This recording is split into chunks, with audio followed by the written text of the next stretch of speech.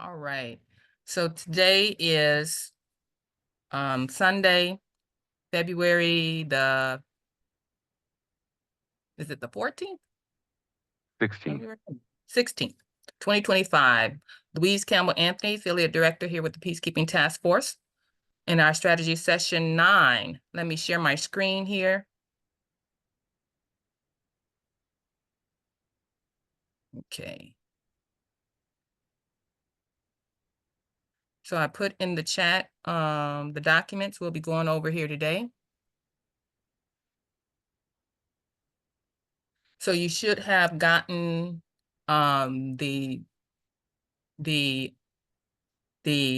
interim guide. That's what I was trying to say. Session 8 interim guide, interim report I sent out last Sunday, which is the process every opposite or every other Sunday that we're not having a meeting. I sent out an interim report of the any ideas that came across my desk or any inspirations I got in my head, anything like that. I put in my interim report and send it out to you guys so y'all can start thinking and strategizing on different ideas of what has come to the forefront. So that's what the interim report was here. It was about the meeting that we were going to have with Anna. She was sick. She got sick, so she wasn't able to make it, but she was in the last coordinator call. I was able to reschedule the meeting with her for the next think tank meeting. So take a look here at our outline for today, the agenda for today. You'll see number 3. We've got another time rescheduled with her, March 12th, 7:30 Eastern. That is the Zoom link log in there for us, for you all. I would like for all of us to be there. Bring your questions. Well, if you have questions, actually send them to me so that I can compile them and we can get those questions asked about the strategies that we've come up here with so far. If you got any type of questions about that still, we can still ask those questions on Wednesday. Prior to Wednesday, I do have a line of questions that I want to ask her specifically because I don't want to wait a whole month before I have some answers on some of these things. The questions that I'm going to be asking or sending over to her, I put that in the chat. This is the list of questions I'm going to be sending over to her to try to get some answers before that meeting. And these questions here are particularly about phases 1 and 2 so that we can get phases 1 and 2 launched. I want to get some approval, some clarification on a few things for phases 1 and 2 documents, for phases 1 and 2 strategies, and the charts that we have in the detailed research. So this is the list of questions that I'm going to send over to Anna via email and to get her response to these. And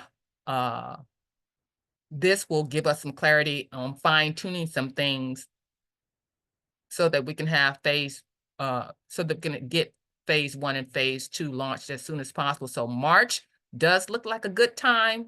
April, maybe. If we stay on schedule like we have now with meeting with her in the think tank meeting and having her answer these questions, I can see us getting phase 1 and 2 launched by March at the latest, April, if we can stay on schedule. All right.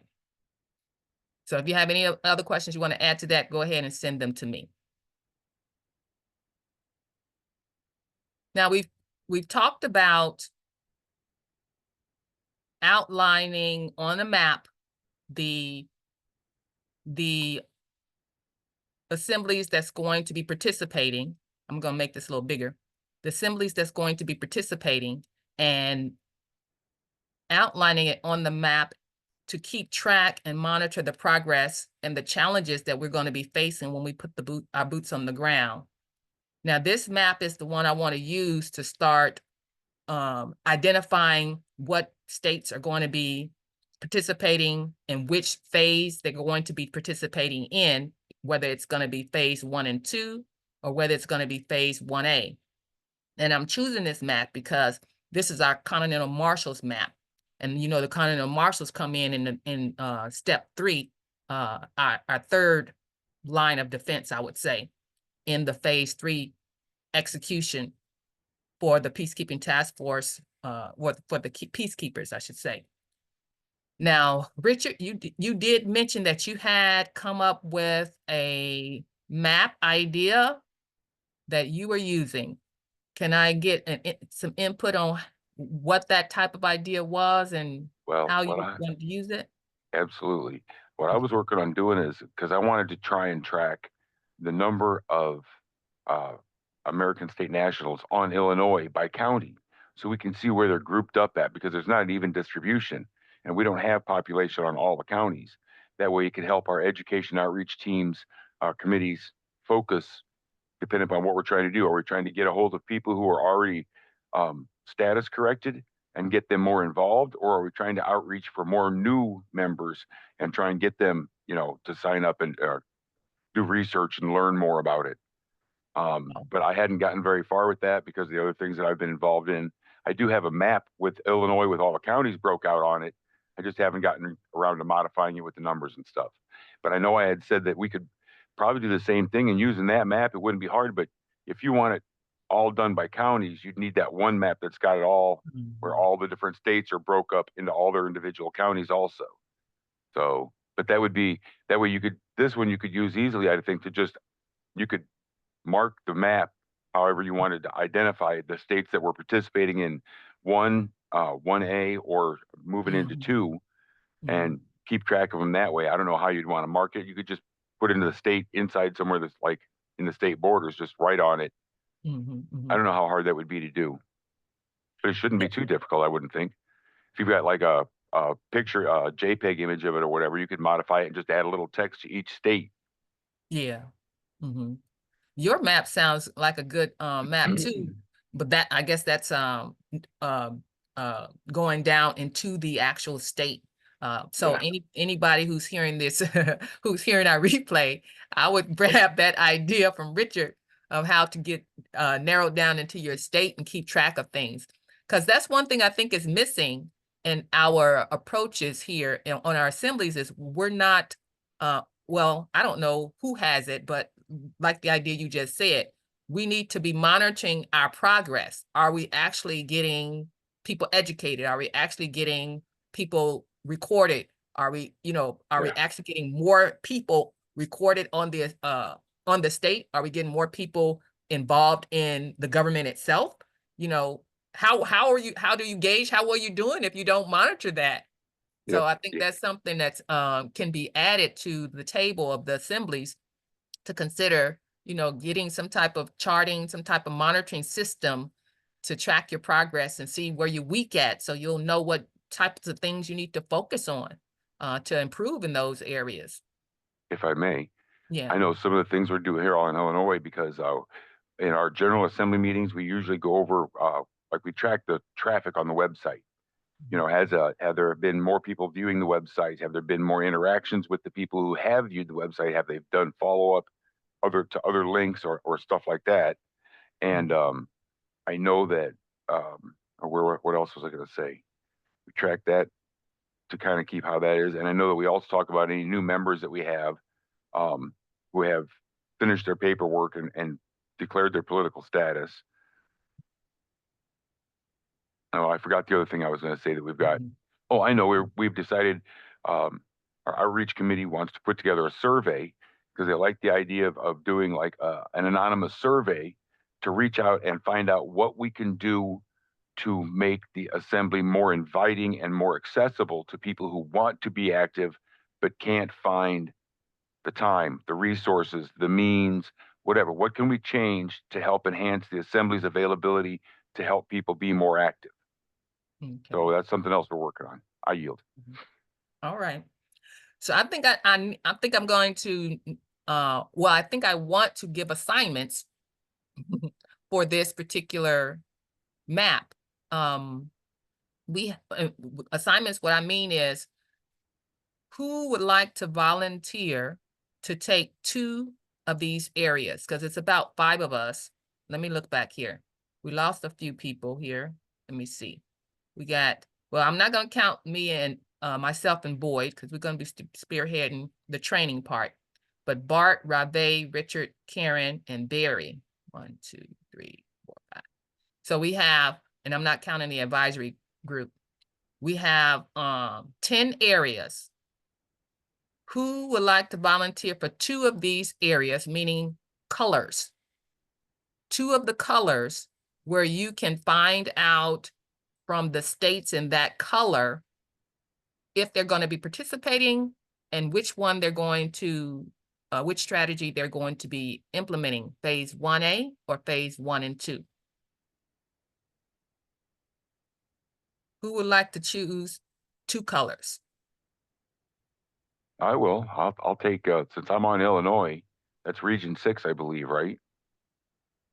Purple is 4. Well, Postal area Illinois is 4. the one that's got Illinois, Missouri, and like Make it bigger. Kansas, Nebraska. Yep. It's postal area 4. All right, pick another color. How about, is that blue? This kind of bluish one, or Oh, wait a minute. I was looking at the yeah, wrong thing. Illinois. It's blue. You're That's right. It's okay. 6. I was looking at Indiana. I take that one. I'll take whatever. Give me 2. Give me another one. Okay, well, take Indiana. Yep. So you take the blue, which is postal area 4, like you said, postal area 6, and then purple is postal area 4. So take those 2. I'm not sure who else is here. Anybody on the task force here today wants to take 2 colors? If you're not here today and you're listening to the replay, expect an email from me to ask if you would like to volunteer for 2 of these colors here. Okay, and what we're going to be doing with these, with your map, so you can go ahead and get your map, print off this map from off of your agenda there, and you can put a tack in whichever states that say they're going to do phase 1A or phase 1 and 2. And that's 2 different colors or 2 different tacks. Which state is going to do which one of those? And then another tack is which state is not going to participate. So those 3 tacks you want to put on your map. Which state is doing phase 1A? Which state is doing phase 1 and 2? Which state is not going to participate in either phase 1A, phase 1, 1A, or 2.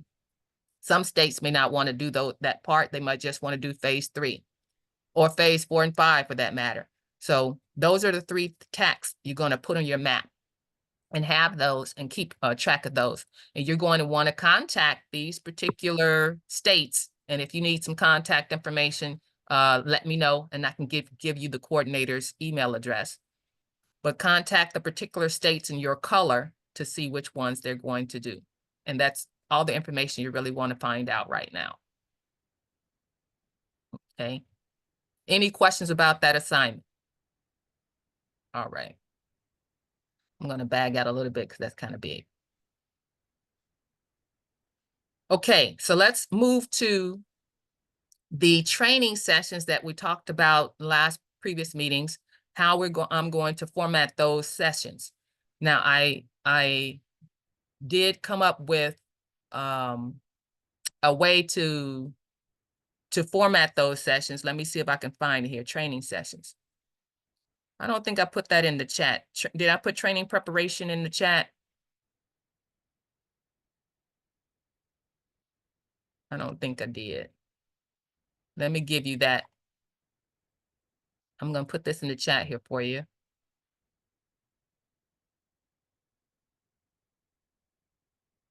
Okay. Training sessions.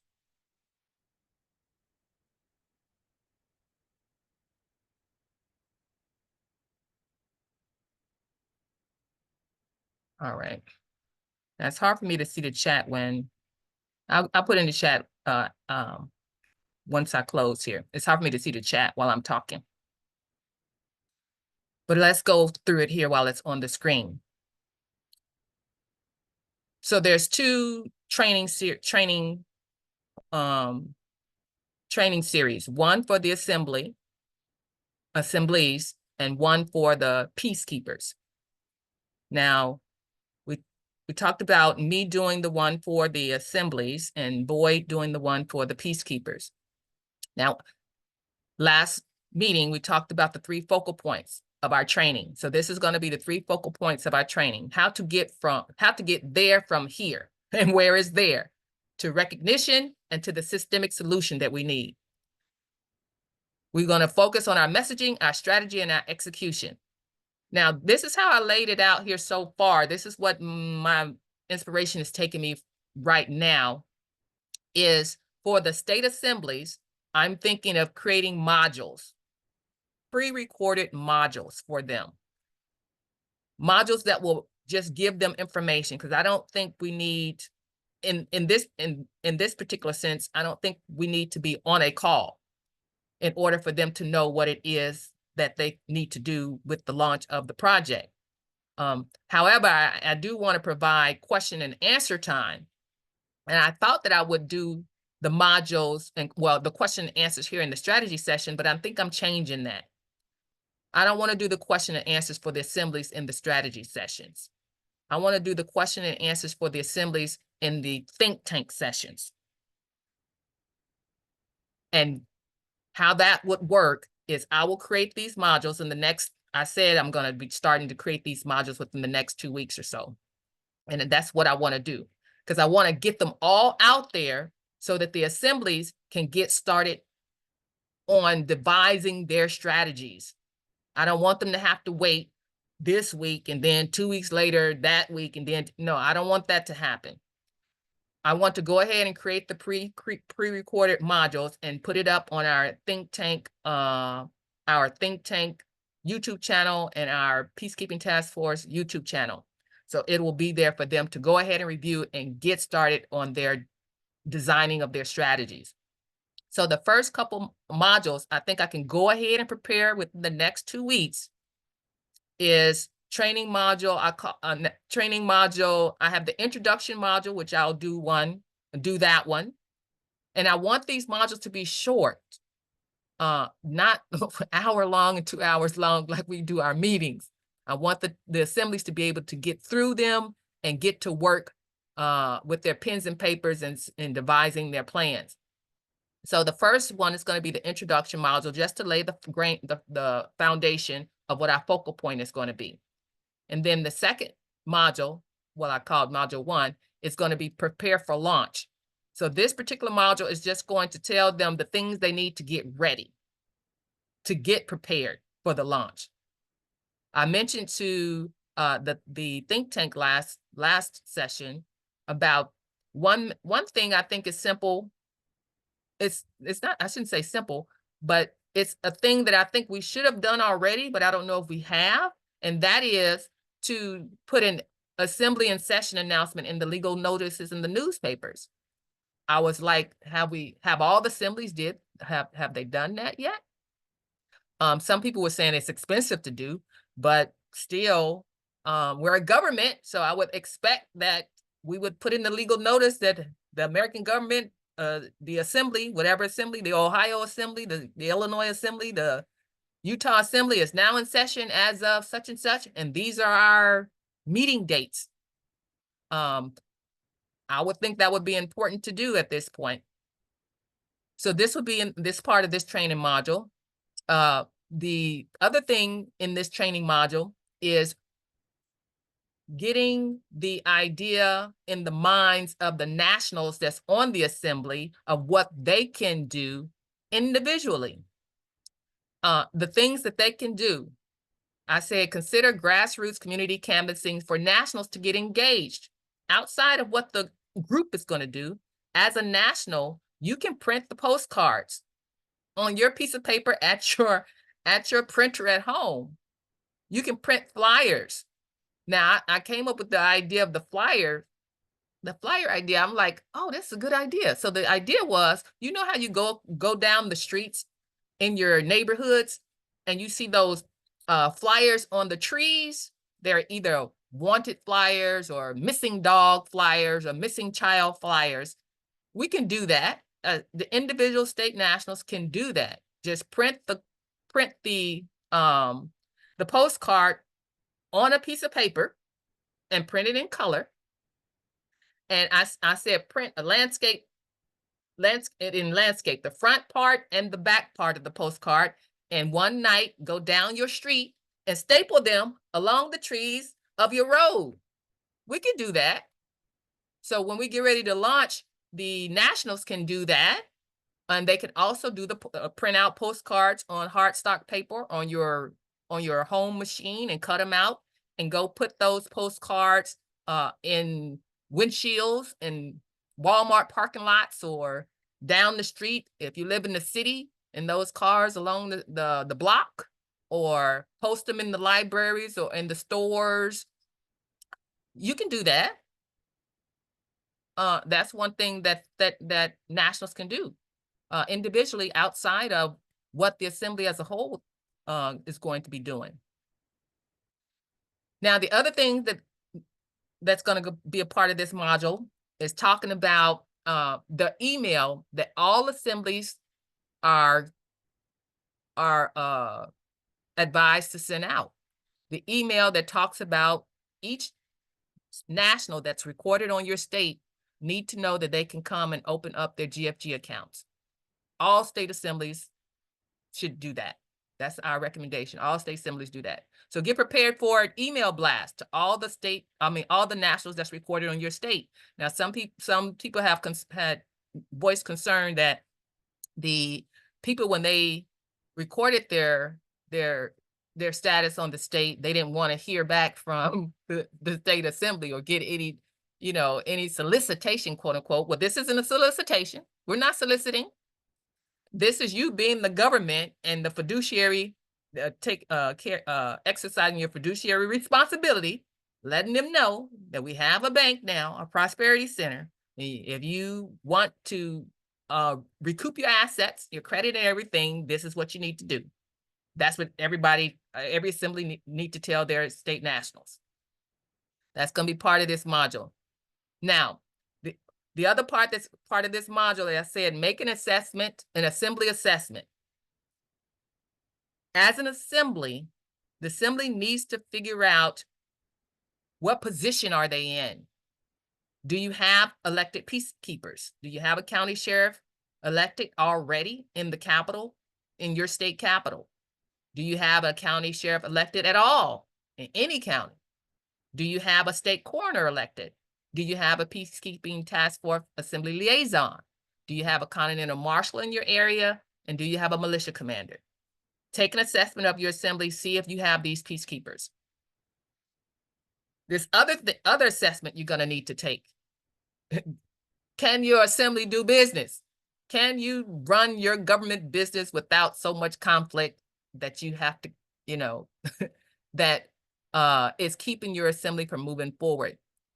Do you have your conflict resolution protocols in place so that you can keep moving business along? If you are experiencing too much issues on your assembly, you need to focus on putting your conflict resolution protocols in place. Do you have your ombudsman in place? Do you have your marshal in arms in place? Do you have your decorum in place?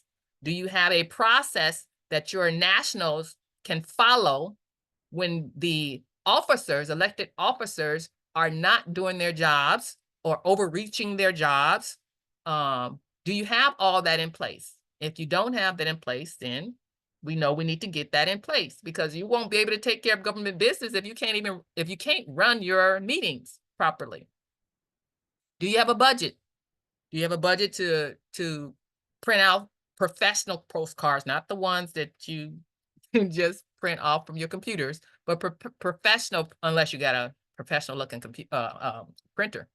Do you have the budget to print that? Well, and then so in this question, What I'm asking is, do you have the budget to print and order postcards per zip code? Because the idea is going per zip code.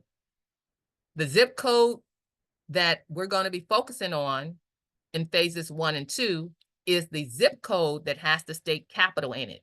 So do you have a budget to print and distribute those postcards in that zip code area? That's what I'm asking about the budget. And if you don't have the budget for that, then you may want to just focus on the area, the county that's more feasible for you, I would say, as an assembly. So you're going to have to assess what your budget is and what you're willing to spend on something like that. How many active members are serving on the assembly who do the work? You have to consider that.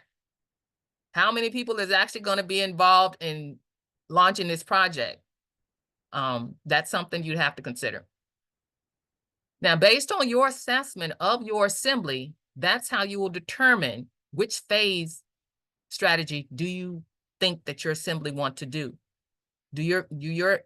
Based on your assessment of your assembly, of where your starting point is, do you want to do phase 1 and 2?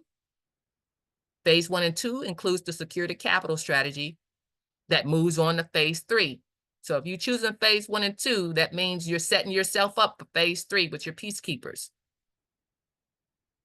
Or do you want to do phase 1A, the teeth strategy?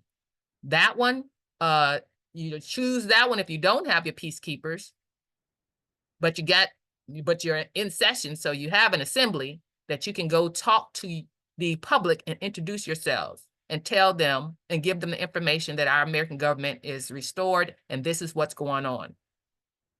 You may want to do the teeth, and that's when we're going to be doing the declaration of land laws and the criminal information, notice of liability, and all of that, where you're going to put the information and the evidence in the hands of the public and get them to get involved. Now, phase 1A is really the same content as phase 2. It's just your starting point will be different. I'll explain all that in this module 1.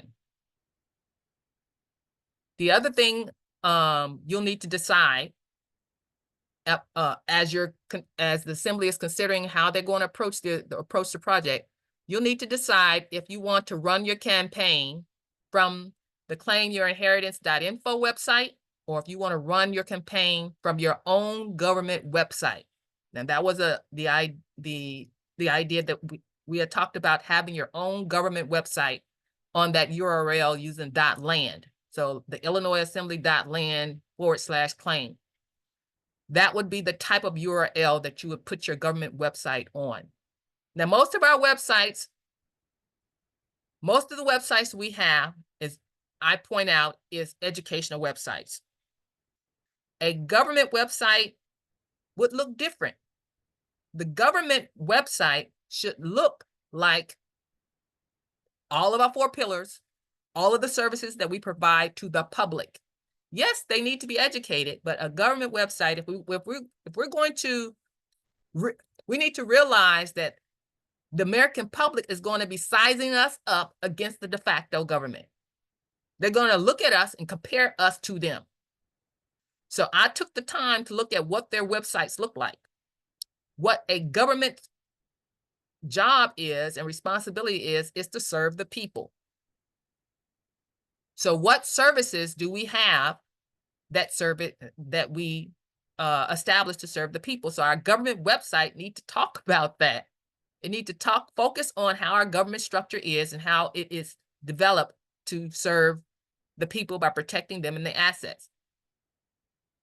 And to give the American public the message that we are a government, we need to have a URL that connects us all. And that's and I chose .land because I think Texas had it right. If we're the land and soil jurisdiction, .land would be appropriate. Not .com or .org and .net, .us, whatever. The message that we are the message that we are sending to the public is we are the land and soil jurisdiction, and .land just fits. So your government website would be created on a .land URL, and everybody's assembly name starts with the Utah Assembly, the Oregon Assembly, the Nebraska Assembly. I would like to see it consistently the same so that people will be able to easily connect what the American government's websites are. And that gives us credibility. And as they see that the Federation of 50 states is up and running, that they can tell that whenever they find our URL online anywhere. That distinguishes us from all the other organizations who's claiming they're republics this and republics that. That's another reason why I think we need to have one URL that connects us all. And if you choose to go this route by having, if they choose to go this route by having the .land in their own government website developed, then they would have the page called Claim on their government website. And on their government website, the page called Claim will have that video, that international notice video on their website. Their postcards would also have their URL on their postcards or their flyers. So the assembly that chooses to do that will take on that responsibility of, you know, having a good website, can take on the traffic and all that kind of thing, so that it, and the security of your website and all that.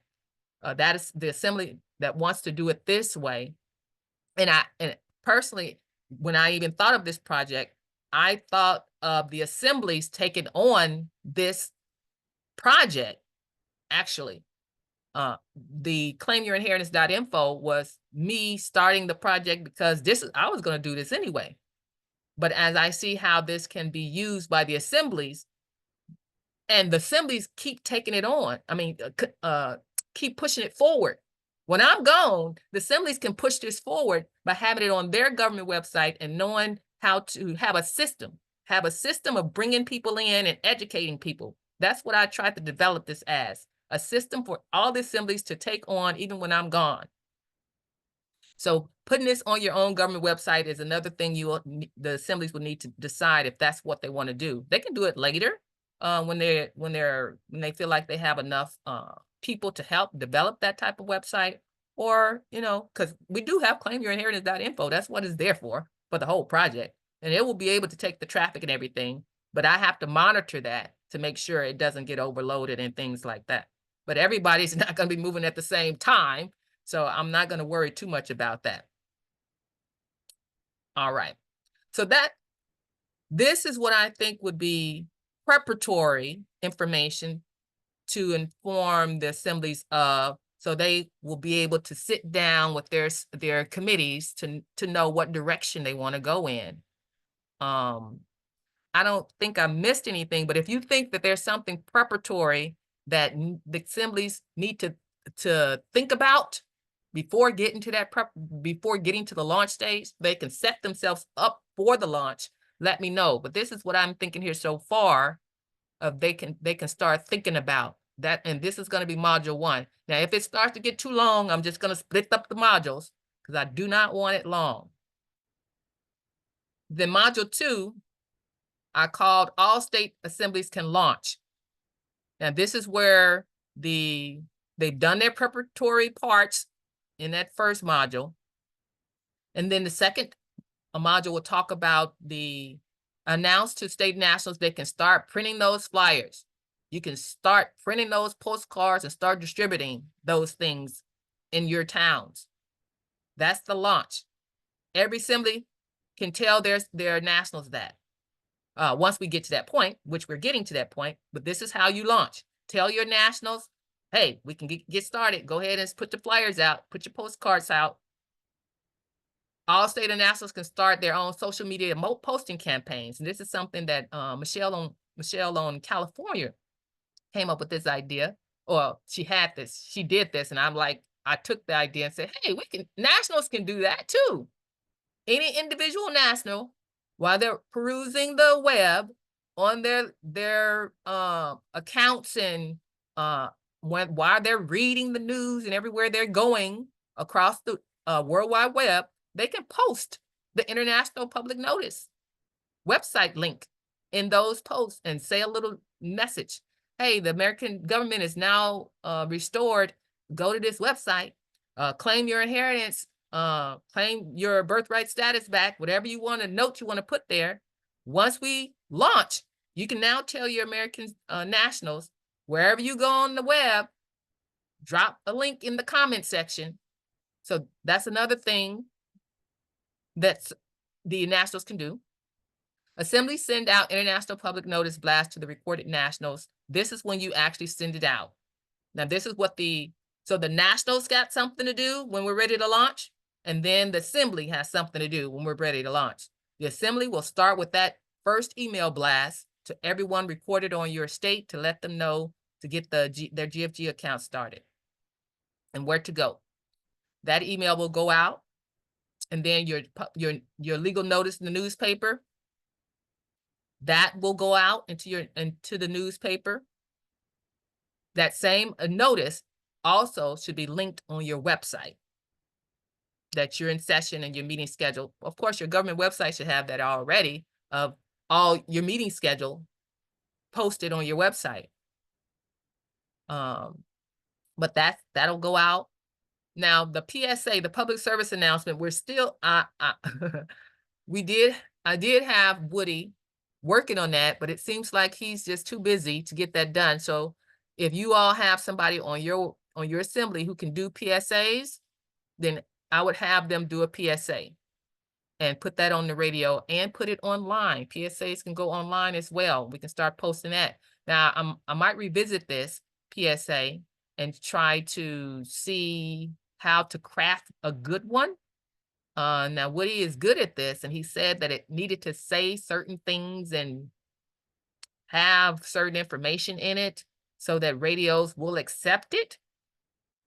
I don't know what that certain information is and vernacular is, but I'll do a little bit more research on it to see if I can craft one and have it available for you all. But getting on the radio and having something online that everybody can post is a good idea to get the information out there too. So I think it is a good piece that we could use, that's worthy of me going back and revisiting, since Woody is not able to get it to us here as of yet. So that is the launching of the project that every assembly can do.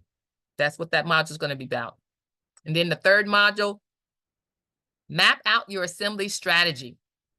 Are you going to do phase 1 and 2 versus phase 1A? This module, I'll talk about what the differences between those two phases are. And like I've mentioned here before, phase 2 is really the same thing as phase 1A.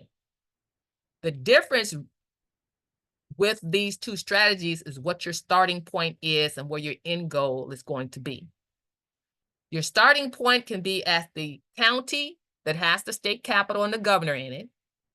If that's where you want your starting point to be, because you want to secure the capital, because we're going to be talking to the governor and the attorney generals and those people that's the head of the de facto corporation in your state. If you want to, and if your assembly is talking to the governor already, this would be the strategy you probably want to choose if you've been sending out notices and things like that. Now, so phase 1 and 2 involves starting at the point of that capital that has to, the county that has the state capital in it. Phase 1A, any county you choose that's most feasible for your assembly to get access to, travel to, I should say. That's the main difference of the starting points with phase 1 and 2 and phase 1A. Another difference is phase 1 and 2 is a progression, a follow-through. Start phase 1, move to phase 2, Move to phase 3. Phase 1A is a standalone. Just do phase 1A. Phase 1A, phase 2, the same thing. And what these two are is actually county tours. County tours executing the teeth approach. So phase 1A, if you don't have peacekeepers and you want to get started now before you get peacekeepers elected, phase 1A would be the one your assembly would probably want to focus on. And what you would be doing is scheduling out your tour. What county are you going to start with? And the information that the phase 2 is doing is the same information that phase A is doing. The declarations, the criminal information notices, getting the American public educated that they're not U.S. citizens. All that content is the same content in phase 1A as it is in phase 2. They're the exact same thing. If you're going to launch in the county with the capital in it, you want to do your postcard campaign. You're going to need to do the postcard campaign. That's another difference. That's going to require a budget because your state is all spread out. Your nationals are all spread out. You want to focus on whatever that county is. So you're going to need a budget to send a postcard campaign in that county or that area where that zip code is that has the capital in it. And if you're going to do community canvassing, then or email campaign, that can be done in any capital. I mean any county, but you can use those two options in that county if you have nationals in that county. It can save you some money. If you have nationals in that county, they could do a community canvassing campaign. Now, if you choose an email campaign, then you'll have to, of course, purchase it for that zip code. And you'd have to learn how to do that. So the differences between the 1A and the phase 1 and 2 is where you start from. Either you're going to start from a county that has the state capital and governor's office in it, or you're going to start with any county whatsoever that you can have immediate access to or feasible access to when you don't have a budget. What phase 1A and phase 2 are they're just tours. They're the same thing. You're going to map out a schedule of your counties and you're starting with your starting point, whether it's the state capital county or county of your choice, whatever your starting point is, you got to map out a schedule of your tours. And you don't really have to tour one county at a time. You can tour regions of counties at a time. So I'm not saying just, you just tour one county at a time. You can if you want to, but I would say tour within a 100-mile radius, people where they can drive within an hour to you. That's what I would suggest.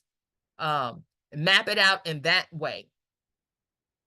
And I say refer to Darren on the Terror Australia's Council. That's I'm gonna include that in the module, but there's something I have to do here yet is I want to get him on a call or that assembly on a call, which is gonna come into play in the next section here, where they already did tours in Australia. So I want to refer to what they did. How did they do it? Yes, it's a different country altogether, but systems are systems. They work anywhere. So how did they do their tour? How much did it cost them? What was what documentation did they take with them? That type of thing. So I'm going to include that in this module for reference for our assemblies to learn from. That's module 3. The 4th module is going to be conducting the public meeting.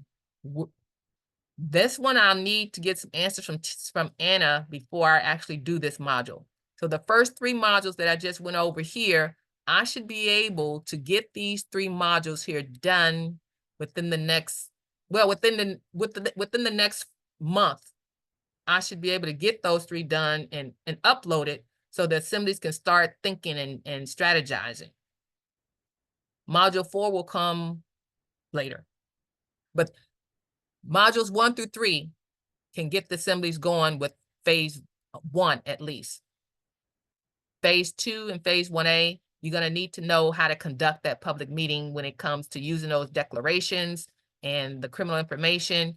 Before you're able to have that public meeting, I need to get with Anna on this one, because she hasn't looked at that information and told me for sure and confirmed that we can use it the way that I'm saying we could use it.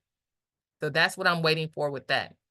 But I'm going to get those answers because I'm sending over those questions to her, and she's rescheduled now to come to the International Think Tank meeting in March. So we're going to get those answers and get some clarity on how that public meeting is actually going to go, and then I'll do those modules, start those modules. So that's the training that I have planned for right now for the assemblies. And I'm going to do the training, upload it, and the Q&A for that training I'm going to do on the International Think Tank calls. And they meet once a month. That's how I'm thinking right now. I'm thinking for the training for the state assemblies peacekeepers, those are going to be different because the peacekeepers needs a hands-on training. And Boyd and I agreed on this. There's going to be virtual training where the peacekeepers will be invited to a meeting, and we will start talking about how we're going to approach de facto, what paperwork we're going to be using, those types of things. Role playing, running through some scenarios, that type of thing. Of course, we need to be in a session together to go over that type of stuff. So their training is going to be actually virtual, where they'll be invited to attend like we are here today. Now, before starting that particular training, though, with the peacekeepers, I need your feedback on this. What I'm thinking about is having some, what I called advisory council sessions. That's just the word I called it, and probably more than one. What these sessions will be our opportunity as a strategy task force to garner the insights I say here, insights and expertise from specific categories of people to design the effective diplomatic interaction with the de facto. Now, I chose these types of people or categories of people: top-ranked military, colonels and majors, grassroots activist leaders, de facto law enforcement and federal agency personnel, chief of police, FBI, attorneys, judges, veterans of the sovereign or freedom movement for 10 plus years. I want to invite these types of people to a council session and pick their brains a little bit on insights and information and experiences that they've had for us to better design our approach when we get our boots on the ground. I'm thinking, of course, we have our advisory members, Lavelle, Doug, and Marvin, that we can bring in. And specifically Lavelle, I know, and she's on the YouTube channel. Her testimony of her being one of the de facto employees, and they told her to leave the American State Nationals alone. Well, we need to know who told her, or as much as we can find out. I know she can't tell us everything, but we need to know some more information about how that happened, who's the chain of command, that type of thing, because that will direct us on who maybe we need to talk to connect the dots down through the people that we're going to be going to talk to state by state. So that type of thing. So I got a list of who I want to invite to these types of meetings or sessions. And I actually took the time. I'm going to skip down this section right here. I'm going to skip all the way to the bottom. I'm thinking of the month of March to take the time to have these council sessions all during the month of March to get the information out there and see how I have it divided here. and this is just brainstorming off the top of my top of my head here, this so you can better see. I'm thinking that we have strategy task sessions every other Sunday. I don't want to wait for every other Sunday. So what I want to do is just take the whole month of March and see when these people are available to have a session and base the time of the session on that. I'm available pretty much anytime right now anyway, at least for the month of March I am, before I actually start back to working a 9 to 5. So if I take the month of March and put out a schedule to these people. Now you might know some other people. I wrote down here why I selected certain people to come to these council sessions so that I could ask them specific questions. And I grouped them in a certain group so that because it's related. So the first group I have recognized as self-governing. This is the first group I want to talk to. And because this group has information about how to be self-governing, that's where we're trying to get to. So I want to start there first and work my way backwards. Remember how to get there from here. That's where we're trying to go. So I want to talk to now Darren on Terra Australia. He did the tour around Australia. He's not necessarily the self-governing category, but he was foreign state assemblies, and foreign state assemblies is in this category. So that's why I put Darren on Australia there, or Terra Australis assembly in this group.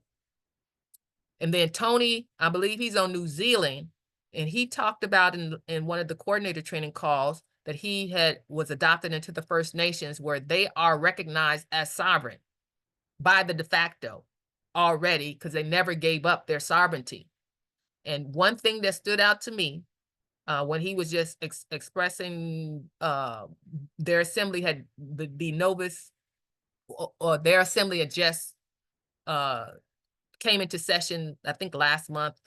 So they're a new assembly, but he was adopted into the First Nations group, First Nations tribe, and he got in trouble with the police, and it had to do with plates or something, or not his private place or something.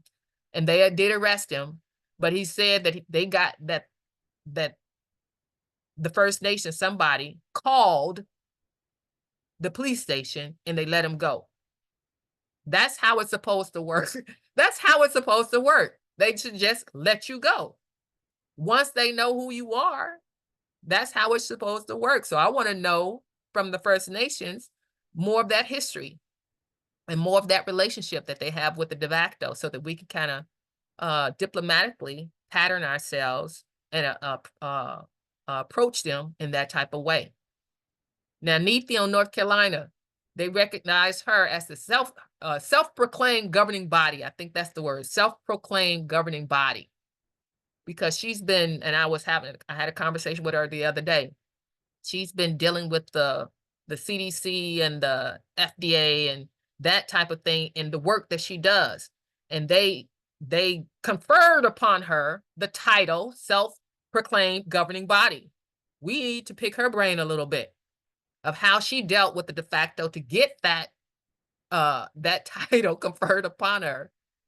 Now, of course, the specific things that all these people do or have done may not be specifically what we do or can do, but we want to learn what they've done so that we can appropriate it and tweak it and adjust it to what we're trying to do.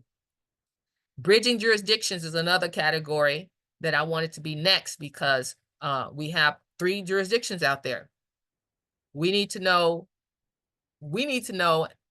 what jurisdictions, how the jurisdictions work together, and we need to be able to tell them how these jurisdictions are going to work together. So I got it, and Joe had given us an email back a couple of sessions ago where he talked about the American citizen status being the bridge. I want him to come on and give us more input on how he envisioned that could work. And then Adam, the militia commander on Ohio, and Andrew on Ohio, how they're doing that in their communities, which is talking to the de facto and telling them, informing them about the jurisdictions and how we're supposed to be working together and all that kind of thing. And actually, they got a meeting with the de facto. How did that happen? So, because the first thing we want to do is try to get a meeting. So I like to bring them in and have the conversation with them and ask them a few questions. So and this is the rest of the things here that I want to ask to create a council meeting for each of these sections. Even down here, how to best use de facto and de jure law to get their capitulation. These group of people here dug on about the criminal information claim, notice of treason, lien process. And I'm asking these questions because what will our remedy or recourse be if they don't do what they're supposed to be doing? When we go out there and address them and they don't do the demands, what will we do then? So we need to have this section so we'll be able to design our teeth in the right way to get the capitulation that we are trying to get. So that's a group of people there that I talked to here in the past that will be able to give us some information on what has worked for them or what do they recommend and pick their brain a little bit. So these sessions here, I want to have before I bring any training, the particular training about our paperwork and things like that for the peacekeepers. I don't know if I want to invite all the peacekeepers to the meetings, to the council meetings themselves, these meetings here, because everybody ain't gonna be able to make it. But they're gonna be recorded, and I want it to be available as a resource for the peacekeepers to listen to as we are developing our direct training and our approach to the de facto. So I'll figure out, well, what do you all think about having this council session here first for us to glean some information from them before we start talking to the de facto in our phase 3 strategy? If I may, Louise, Yes, go ahead. this is Rich on Illinois. I think that's a great idea.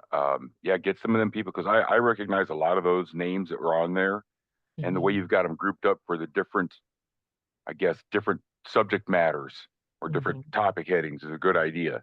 And I think that'd be a good idea if you get a few of them together in a little group and be able to go over some of their knowledge so that we can better apply it to our education and training development.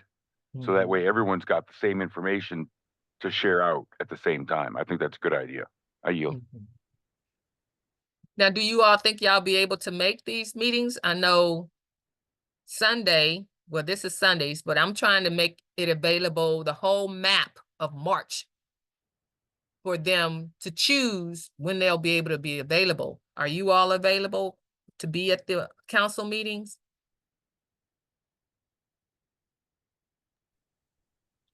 If I may, this is Rich again. I am. The only night that would be a problem for me possibly is Wednesday nights because we just started doing our once a monthly General Assembly meetings. It's right at the beginning of the month, the first week of the month, first Wednesday. And then on alternate Wednesdays, every other week, I'm hosting an educational meeting, kind of a get together chat. Sometimes we decided this next meeting, we got to get the outreach committee more focused and involved, and we've declared it an outreach meeting. So Wednesdays is kind of crowded, but the other ones are all pretty much open. Everything else. I yield. Okay. So you other strategy task force members who are not here will be watching the replay. Let me know if any days are good for you all, that you all would want to be at the council, the advisory council series interviews, I guess you can call them. I'm going to try to get this all outlined and approved by Joe, get his input on it, and I want to get started on that because I have this sense of urgency. I know we have a meeting this time, and then 2 weeks later or a month later we have another meeting because everybody's volunteers here. But I want to make this. I want to schedule it so that it can just boom, boom, boom, move as fast as I can move, actually. I'm trying to pace it with me so that it can get out there to you as fast as possible. You meaning all of your assemblies. So it can get out to you as fast as possible. Because the brains that I have is just my brains. You have brains too, that we need to all put our brains together and come up with the best possible strategy to get the recognition that we are the America's only government, and get the solution to the American public that all this criminal usurpation and infringement upon our rights has to stop. So as fast as I can move is as fast as I'm going to be developing this. Once I take the month of March and develop, and get these interviews done or council sessions done, then I'm going to move into these virtual training modules. So the virtual training modules after that starts with, the first one will be know your mission for the peacekeepers. The objective is to get an agreement for an initial meeting with the commander and liaison to discuss how the two jurisdictions will interface to service the American public. I should have said 4 jurisdictions will interface, because really we're talking about land, soil, admiralty, and maritime, how they're all going to be interfacing. So the objective, know your mission. The mission of the commander and the liaison is to get out there and try to get a meeting with the de facto, first of all. That's the first thing. The end goal, though, of phase 3 is to get the capitulation from the de facto to transfer the governance of America back into our hands. That's the government reforms we talked about and the one fell swoop list of remedies. That's the end resolve. So initially, to get that meeting set up, and then with the objective in mind, knowing where we're trying to go from these meetings, is to get from here to there. In this module, this virtual training module here, this first one, to know your mission, we'll go over know your role within the scope of the mission. So we have the peacekeepers we have involved in phase 3. So all of this virtual training is for the phase 3 aspect of the whole project, phase 3, for the peacekeepers. So we got the liaison and the militia commander, our first line approaching the de facto, more of education, letting them know what's to come, letting them know what happened already, letting them know their liabilities. That's what our liaison and our commanders, militia commanders, first line will be. The second line, our county sheriffs. Now, think of it this way. In our militia commanders and our militia commanders and our liaisons, they're out there trying to make that first contact. But think also at the same time, the assemblies are putting the information in the hands of the American public, the information being the declarations, a land law, outlawing the birth registrations and the criminal information notice of liability. That is going into the hands of the public while the peacekeepers are making this contact with them. So what should be happening is the American public should be placing some letters on the desk of the elected officials in the de facto, including their county sheriffs.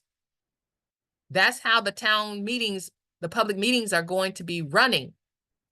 So when the peacekeepers are out there in the trying to get a meeting, they also should be receiving some paperwork. So once the county sheriff comes up behind the peacekeepers, those county sheriffs, the de facto county sheriffs, should have some paperwork on their desk from some citizen, quote unquote, or some national that says, hey, I'm not part of this. I didn't know that the birth registration was human trafficking. I've been human trafficked, and this is my testimony. So what the county sheriff is actually coming to do is get their cooperation to do a investigation of all these testimonies that's falling on these elected officials' desks, on the desk of the county sheriffs, on the desk of the senators, on the desk of the House of Representatives, on the desk of the attorney generals. That's what the assembly assemblies are getting stirred up in the background. So the peacekeepers, when they're addressing the de facto, they need to have in their mind that these peacekeepers, the de facto peacekeepers that they're addressing, have to know that the people are aware now that these jurisdictions are different, that some crime is going on in your jurisdiction and our jurisdiction is here to correct it. They'll have to know that this is all that's going on. This all is going on at the same time, and all is going on across the whole country at the same time. As we're having our Know Your Mission training here, it's like we got to get this scope, this bird's eye view of actually how all this is playing out, how it's all going to be deployed. So that will be part of this particular training session about knowing your mission and getting the scope of how everything is going to be deployed while you're out there talking. The session 5 virtual training is know the documents. So this is the list of documents that we need to decide, are these the documents we're going to use, or is going to be some other documents? Or and become familiar with the documents. Every liaison, every county sheriff, continental marshal need to be familiar with each one of these and be comfortable with talking about these and educating the de facto on these. And that's what I have so far for the phase 3 training part. Yeah, that's what I have here so far, but I'm not going to put together the virtual training, know your mission, or the virtual training, know your documents, until all of our advisory council session series is done. That's what's coming first. And I'm going to be working on that for the whole month of March. So the whole month of March, I'm not sure how the strategy session schedule is going to be, because like I said, I want to get these council sessions done as fast as I can do them. So if you're not available for the meeting, that's okay, because they're going to be replays. So we may not have strategy session in 2 weeks and then another 2 weeks, because we'll be in March. So, but I'll have to communicate that to you through via email or phone call. It depends on how I set these up, and let you know what days these are going to be and invite you to these particular days. So understand that month of March will not have the regular schedule of 2 weeks Sunday, 2 weeks Sunday. It's not going to be that particular schedule. It's going to be set up to meet whenever these people can meet. And I will send you a Zoom link for those meetings, and hopefully you'll be available. So the month of March is going to be based on my schedule and how fast I can get these done. Okay. All right. That's all I want to share here with you here today. So homework is pick your 2 colors that you want to map out and keep track of the progress and challenges for. The 2 colors that's already gone is the blue and the purple. Richard already have those 2, so you pick 2 other colors. I'm going to be contacting you if you're not here today to see if you can pick some colors and be the monitor for those colors. The other thing to look out for, there is no scheduled meeting for the month of March. So let me see, we have, so the next scheduled meeting would normally be the 2nd of March. We're not going to have the 2nd of March meeting. What I'm going to do is get the advisory council series scheduled together for the month of March, and I will send that out to you. And if you are available for those days that I can get those people lined up, then come to those meetings for the month of March. After those sessions are over with, then we will regroup and see what the next set of schedule is going to be. Now, if I get the assemblies training modules done and ready, I will send a message out to you that they're done. I will let the coordinators know that they're done. I'll just let everybody know that they're done, and you all can go learn from those for the assemblies to get prepared. Any questions? Okay. All right. Well, thank you all for coming here today for the strategy task session, and I will see you. Well, I will be talking with you here before next session. All right. You all have a good evening. All right, then. Bye-bye. Fantastic. You too. Thanks, everybody. Have a good night. All right, then.